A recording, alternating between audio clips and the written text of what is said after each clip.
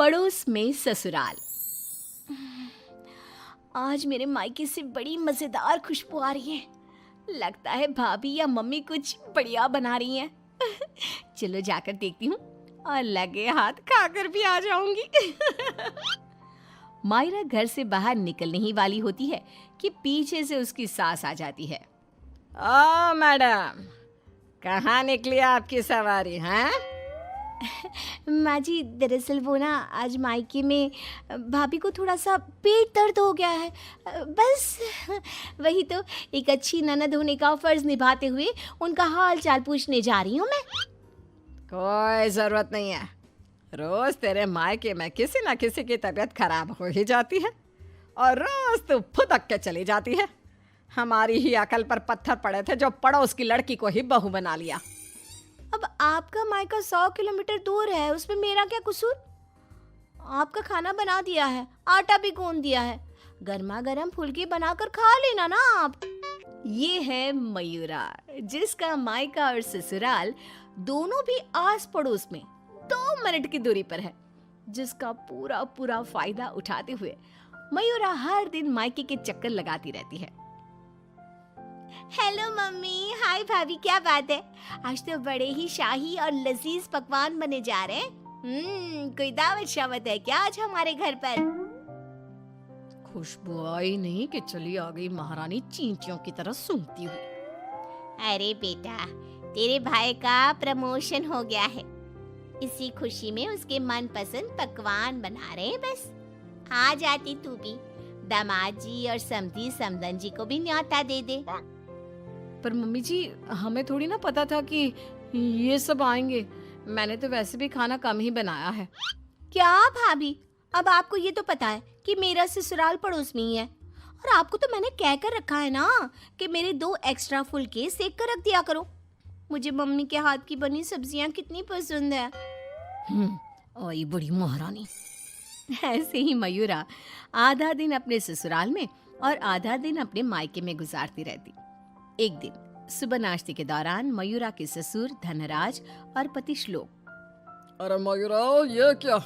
ये पराठा तो आधा कच्चा है और मेरा पराठा तो कुछ ज्यादा ही एक्स्ट्रा पक गया है, जो जल गया है।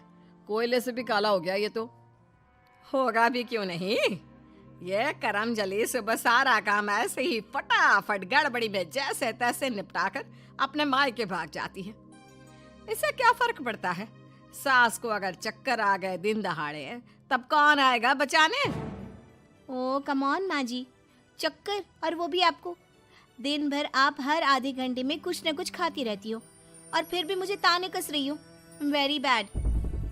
तो तू कौन सी गुड है, हैं? आई बड़ी। वहाँ मायके के घर में वंदना अपने पति यानी मयूरा के भाई गोपाल से कहती है, गोपाल, तुम ना तुम्हारी प्यारी बहन को समझा कर रखो। अरे तीज त्योहार, रक्षाबंधन, दीपावली, इन सब पे अपने मायके आए तो ठीक लगता है, लेकिन ये मैडम, ये तो रोज ही चली आती है मुंह उठाए। अरे सोचिए मम्मी जी, अगर मैं भी रोज इस तरह अपने मायके जाऊं तो आपको ये सही लगेगा? नहीं ना? फिर वंदना सही कह रही है मम्मी, जरा इस बात पर गौर फरमाइए। हाँ बेटा, मुझे पता है।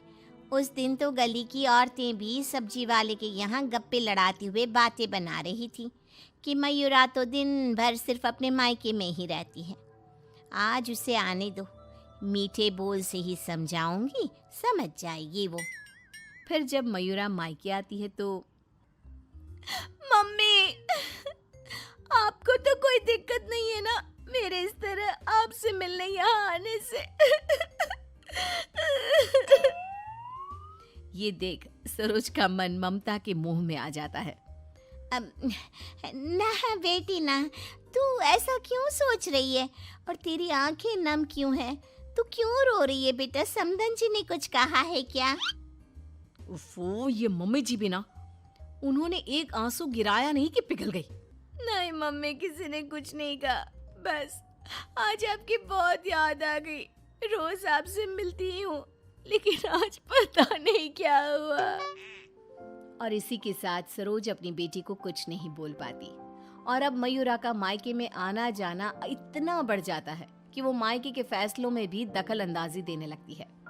तभी वहां पर बरखा आती है।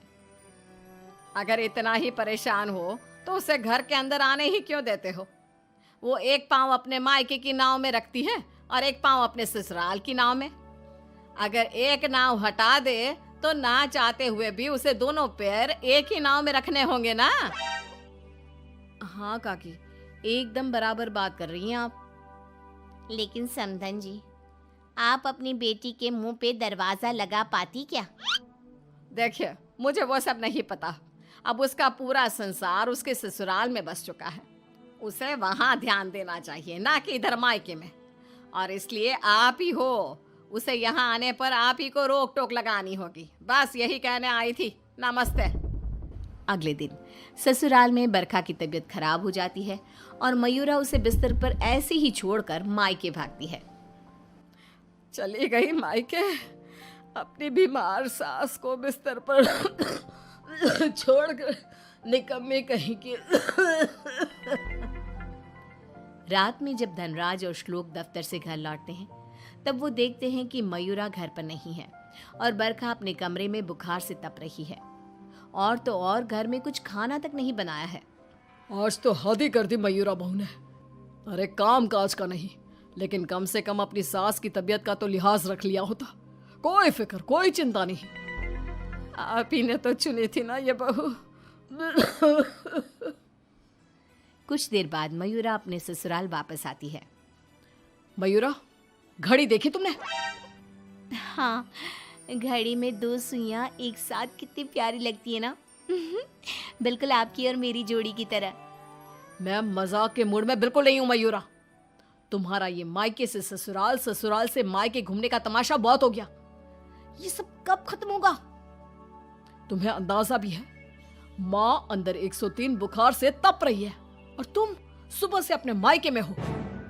बहू, अच्छा होगा कि तुम मायके जाना कम कर दो, वरना कहीं ऐसा ना हो कि एक दिन दोनों तरफ की रिश्तों की डोर टूट जाए और तुम बीच में ही लटकी रह जाओ। जी पापा जी, आप टेंशन मत लो। मैं मायके जाना तो नहीं छोड़ सकती, लेकिन मैं अपना बहु धर्म अब अच्छे से निभाऊंगी। मैं रोज माँ जी का एकदम हल्की नाजुक पत्ती की तरह ख्याल रखूंगी और आप लोगों को शिकायत का मौका भी नहीं दूंगी। पर मयूरा तो आखिर मयूरा है, इतनी जल्दी कैसे उसे किसी की बात समझ में आ जाती? ये तो उसकी डिक्शनरी में था ही नहीं। पहले वो बिना कोई काम किए मायके चली जाती थी और अब कभी कुकर को गैस पर रखकर तो कभी कपड़ों को आधे में धोता छोड़कर मायके चली जाती। उसकी इन हरकतों से ससुराल और मायके वालों को तो पहले से ही परेशानी थी। अब तो आस-पास की औरतों के लिए भी मयूरा अच्छी खासी शाम की चाय की गॉसिप बन गई थी। अरे वो सरोज बहन की बिटिया मयूरा, कभी इस डाली तो कभी उस डाली फुदकती रहती है। मुझे तो दिन भर अपनी खिड़की से उसका ये सर्कस देखने में बहुत मजा आता है।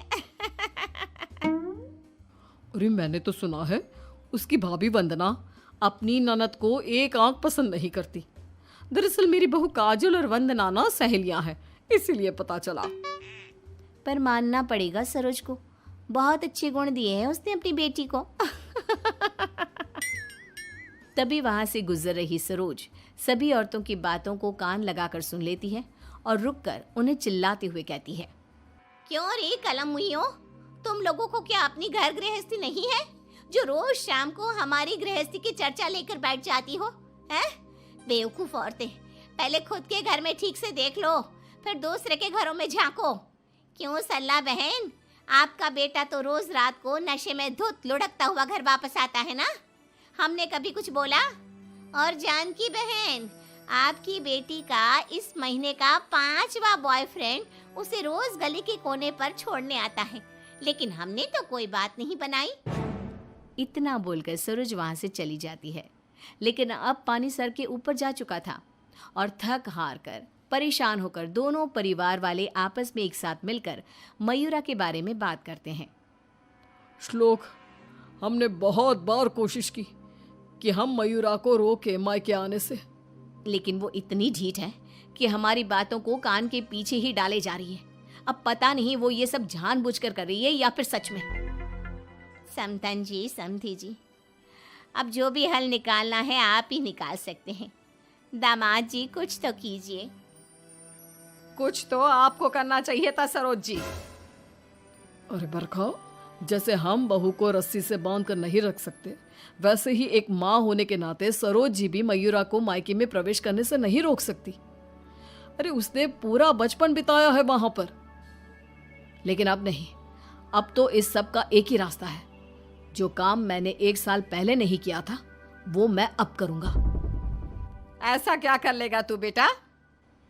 मुझे कंपनी की तरफ से चिरौलीपुरा में ट्रांसफर लेटर दिया गया था, वो भी दुगनी सैलरी के बेसिस पर। लेकिन 1 साल पहले आई इस ऑफर को मैंने मयूरा की खुशियों के लिए ठुकरा दिया था, क्योंकि अगर हम यहाँ से कहीं और जाकर शिफ्ट हो गए तो वो अपने मायके को मिस करेगी। तभी शादी भी नहीं थी, और अब ऐसा कुछ भी नहीं है। तो तुम ये कहना चाह रहे हो कि तुम सब यानी मयूरा के ससुराल वाले अब उसके मायके से दूर चले जाएंगे? जी हाँ, मैं इस ऑफर को अभी भी एक्सेप्ट कर सकता हूँ और फिर हम सब यहाँ से चले जाएंगे। अब हम और कर भी क्या सकते हैं? अगर मयूरा को अपने मायके जाने से रोकना है तो बेहतर यही होगा कि उसके पड़ोस के ससुराल को दूर ले जाए और उसके ससुराल वाले ही अलग जाकर रहे, जिससे वो रोज अपने मायके नहीं जा पाएगी। सभी श्लोक के इस फैसले पर सहमति जताते हैं और फिर मयूरा अपने पति की ट्रांसफर की वजह से शिफ्ट होने की बात को साधारण समझकर अपने मायके से दूर चली जाती है। जो भी कहो, सही मायनों में बहू विदा करके तो मैं अब लाई हूँ।